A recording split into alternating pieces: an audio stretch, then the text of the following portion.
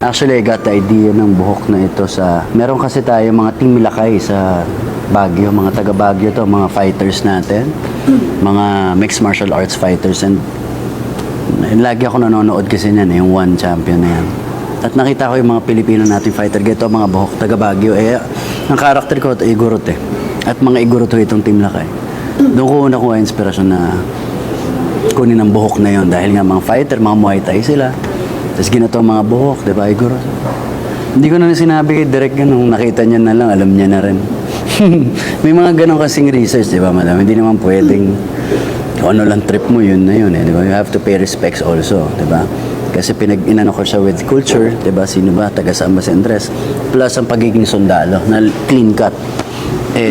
Ang karakter ko naman natanggal na rin sa posisyon, di ba? So, medyo nandun pa rin yung clean cut, pero syempre medyo rebellious na yung dating.